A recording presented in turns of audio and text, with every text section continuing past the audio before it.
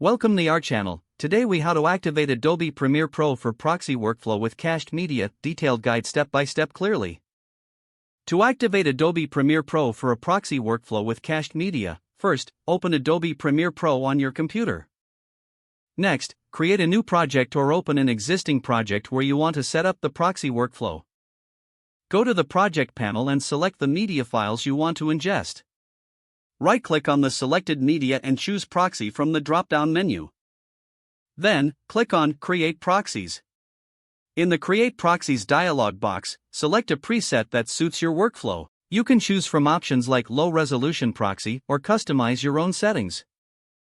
Make sure to enable the Attach to Ingest preset checkbox for media cache management. Click on OK to confirm your settings.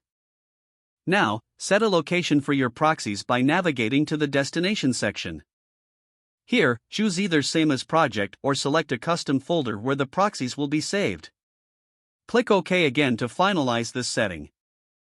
Next, access the media encoder by clicking on Q in the Create Proxies dialog. Adobe Media Encoder will open, and your proxy jobs will appear in the queue. Click the green Start Queue button in Media Encoder to begin creating your proxies. Once the proxies are rendered, return to Premiere Pro. Open the Settings menu located in the Project panel by clicking on the wrench icon. Under Ingest Settings, toggle the Ingest checkbox on.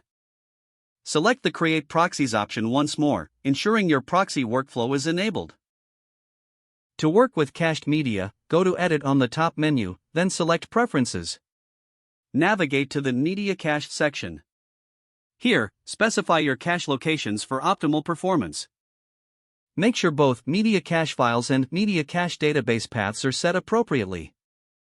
Click OK to save your changes.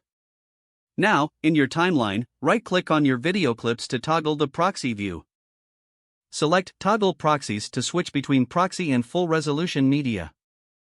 Start editing your project using the easily manageable proxy files.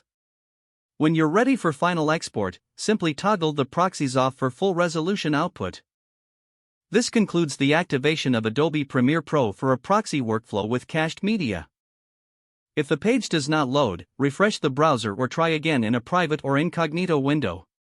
Don't forget to like this video and subscribe to our channel for more step-by-step tech guides.